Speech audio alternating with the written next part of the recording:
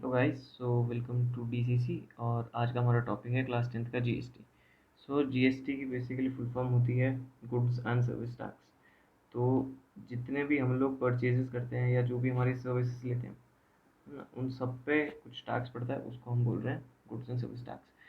इससे पहले क्या था, सेल्स और वैट टैक्स लगता था, बट अब वो गवर्नमेंट ऑफ इंडिया ने हटा दिया था। तो अब से हमारे पास जीएसटी पड़ते हैं। ठीक, जीएसटी हमारे पास उन्होंने तीन कैटेगरीज में क्लासीफाई करा हुआ है। पहली होती है सीजीएसटी, दूसरी एसजीएसटी और तीसरी हमारे पास होती है आईजीएसटी।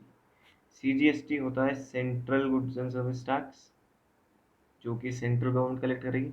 एसजीएसटी होगा स्टेट जीएसटी, जो कि स्टेट गवर्नमेंट कलेक्ट करेगी। और आईजीएसटी होता है इंटीग्रेटेड जीएसटी, और ये भी क्या होता है, सेंट्रल गवर्नमेंट ही कलेक्ट करती है, ये भी टू सेंट्रल गवर्नमेंट। अब आप लोग सोच रहे होंगे कि अगर सेंट्रल गवर्नमेंट को यहाँ से भी फ़ायदा है और यहाँ से भी फ़ायदा है, ठीक है, तो स्टेट गवर्नमेंट के पास कितना या तो कम टैक्स आएगा स्टेट गवर्नमेंट को? तो ऐसा नहीं है। आईजीएसटी में क्या होता है कि जितना भी टोटल टैक्स सेंट्रल गवर्नमेंट के पास जाएगा पूरे साल के एंड में, उसमें से कुछ परसेंटेज होता है, वो रिस्पेक्टिव स्टेट्स को वो डिस्ट्रीब्यूट कर देते हैं। ठीक, अब हमको जैसे हमारे सेलिंग प्राइस वगैरह या मार्केट प्राइस, डिस्काउंट, ये सब चीज़ें पड़ी हैं, तो हमको याद है कि डिस्काउंट जो होता है वो हमेशा मार्केट प्राइस पे कैलकुलेट होता है। सेम उसी तरीके से जो जीएसटी है हमारा, जीएसटी हमेशा सेलिंग प्राइस पे कैलकुलेट होगा। GST is always calculated on selling price. ठीक, अब जीएसटी या टैक्स कभी भी कलेक्ट कब होगा? जब एक स्टेट से दूसरे स्टेट सामान जाएगा, या एक ही स्टेट के अंदर एक डीलर किसी कंज्यूमर को सामान बेचेगा। ठीक, तो दो टाइप के ट्रेड्स होते हैं मेरे पास। एक मेरा होगा इंट्रा स्टेट ट्रेड, जिसके अंदर स्टेट के अंदर ही अंदर ट्रेड हो रहा है, तो ये वाला होगा मेरे पास विद इन द स्टेट। और दूसरा मेरे पास होगा इंटर स्टेट ट्रेड, ये होता है आउटसाइड स्टेट। तो अब ये जो इंट्रा स्टेट और इंटर स्टेट है, ठीक है, इंट्रा स्टेट के अंदर आएगा मेरे पास सीजीएसटी और एसजीएसटी, और इंटर स्टेट के अंदर आएगा आईजीएसटी। याद रखना, इंट्रा स्टेट जब भी होगा तो आईजीएसटी यहाँ पर जीरो है, और इंटर स्टेट में हमेशा मेरे पास सीजीएसटी और एसजीएसटी जीरो आएगा, सिर्फ मेरे पास आईजीएसटी कैलकुलेट होगा। ठीक, और इसका फ़ायदा मैंने ऊपर ही बता दिया था। तो जब भी मेरा वो सीजीएसटी और एसजीएसटी का टैक्स कलेक्ट करना होगा मैं, तो जो टोटल जीएसटी का रेट होगा मेरे पास, टोटल जीएसटी का जो भी रेट होगा वो डिवाइड हो जाएगा हाफ हाफ में। ठीक, आधा चले जाएगा सीजीएसटी में और आधा चले जाएगा एसजीएसटी में। ठीक, फॉर एग्जांपल अगर जीएसटी का रेट है 12%, तो 6% वो सीजीएसटी में चला जाएगा और 6% वो एसजीएसटी में चला जाएगा। ठीक, तो और कैलकुलेट कैसे करेंगे हम जीएसटी इन रुपीज़ को? तो टोटल जीएसटी या सीजीएसटी है, सीजीएसटी इन रुपीज़ अगर मेरे को निकालना है तो वो होगा सीजीएसटी का परसेंट ऑफ सेलिंग प्राइस। और सिमिलरली एसजीएसटी भी मेरे पास क्या आएगा रुपीज़ में? एसजीएसटी का जो भी रेट परसेंट होगा ऑफ सेलिंग प्राइस।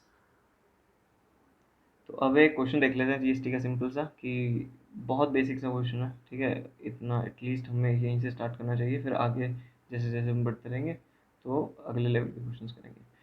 तो इसमें बोला है shopkeeper in Jaipur sold a laptop to a consumer in Jaipur for ₹42,000 if rate of GST is 18%, calculate A CGST, B SGST and third is IGST.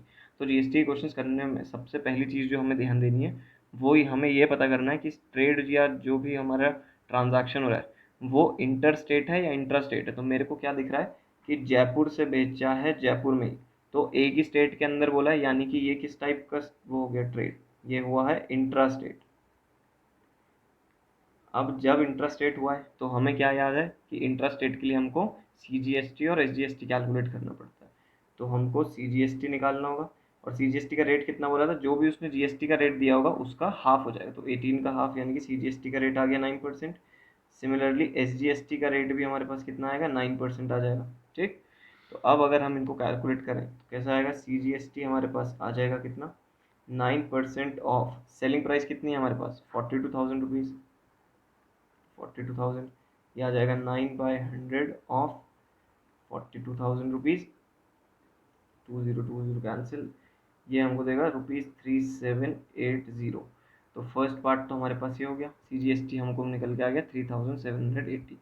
Similarly अगर मैं SGST भी calculate करूँगा, SGST का rate भी 9% है, तो ये भी मेरे पास आएगा 9% ऑफ ₹42,000।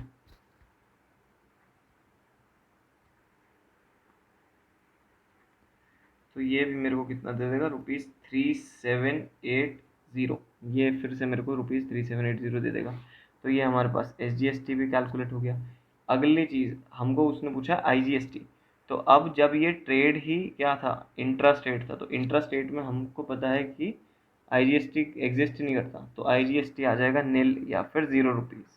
तो इसमें ध्यान रखना क्वेश्चन सॉल्व करते हुए कि सबसे पहले हमें ट्रेड देखना है कि वो इंट्रा स्टेट है या इंटर स्टेट है। अगर इंट्रा स्टेट हुआ तो IGST कैलकुलेट नहीं होगा, सिर्फ CGST और SGST हमें निकालना है। और अगर हमारे पास क्या दिया होगा, इंटर स्टेट दिया होगा, तो CGST और SGST कभी नहीं निकलेगा, टोटल IGST ही निकलेगा। तो अब उसी कॉन्सेप्ट से रिलेटेड एक दूसरा क्वेश्चन हम देख लेते हैं, बस इसमें थोड़ी ज़्यादा डिटेल्स दे रखी है हमें, और हमें ये बताना है कि कंज्यूमर कितने पैसे देगा फाइनली। तो इसमें है हमारे पास कि shopkeeper in Dehradun Uttarakhand sold a watch to a consumer in Saharanpur that is in UP at a discount of 10% which was marked at ₹10,000। The rate of GST was 5%। Calculate the amount paid by the consumer. तो अब आपको क्या सिखाया था मैंने कि सबसे पहले हमें देखना है कि ये ट्रेड किस टाइप का है। तो यहाँ पर हमें साफ साफ दिख रहा है कि उत्तराखंड स्टेट से यूपी की स्टेट में जा रहा है। ठीक, तो ये हो गया हमारे पास एक इंटर स्टेट ट्रांजैक्शन। तो इंटर स्टेट ट्रांजैक्शन में हमको क्या कैलकुलेट करना पड़ता है, हमारा कैलकुलेट होता है IGST। अब हमने देखा था कि इंटर स्टेट में तो जो GST का रेट था वो डिवाइड हो गया था दो हिस्सों में, CGST और SGST। पर यहाँ पर सिंगल अगर हमारे पास एक टैक्स लग रहा है वो लग रहा है IGST।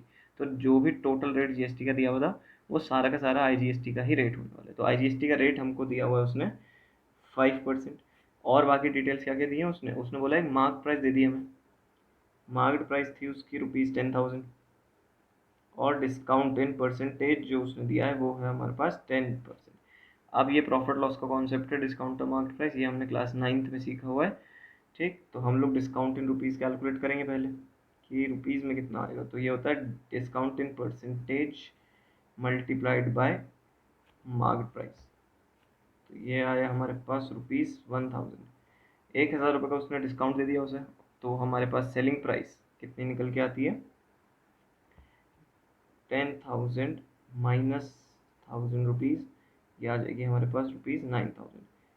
पर ये जो सेलिंग प्राइस है ये एक्सक्लूसिव टैक्सेस है, अब इसके ऊपर टैक्स लगेगा।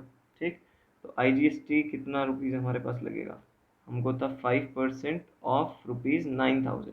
हमने 10,000 पे क्यों नहीं लगाया, क्योंकि हमने पिछली क्लास में पढ़ा था कि हमको क्या याद करना है कि जो GST होता है वो हमेशा लगता है सेलिंग प्राइस के ऊपर, इसलिए हमने इसे 9,000 के ऊपर लगाया।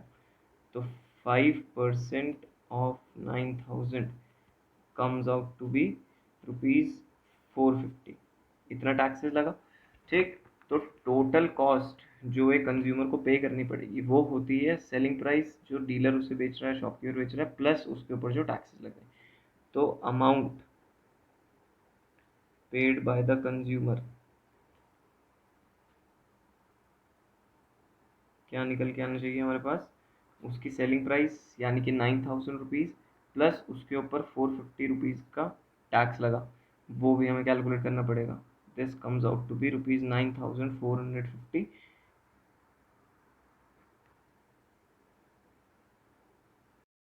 तो अभी तक तो हमने क्या सीखा है कि अगर एक शॉपकीपर है वो किसी कंज्यूमर को बेच रहा है, अभी हमने चेन नहीं स्टार्ट की। चेन का मतलब क्या था कि किसी मैन्युफैक्चरर ने कुछ चीज़ बनाई, उसने वो किसी रिटेलर को बेची, फिर उस रिटेलर ने किसी नॉर्मल डीलर को बेची, फिर उसने किसी कंज्यूमर को। तो जब बहुत सारे लोग इन्वॉल्व हो जाते हैं तो टैक्स जो है हमारा वो हर जगह पे लग रहा है। ठीक, पर इससे एक नुकसान क्या हो रहा था कि एक ही चीज़ के ऊपर बहुत बारी टैक्सेस लग जा रहे थे, तो इस चीज़ को हम बोलते हैं कैस्केडिंग इफेक्ट। अब इसको रोकने के लिए गवर्नमेंट ने क्या स्कीम स्टार्ट करी, गवर्नमेंट ने स्टार्ट करा ITC, that is income tax credit. ठीक, और वो हम नेक्स्ट वाली वीडियो में देखेंगे।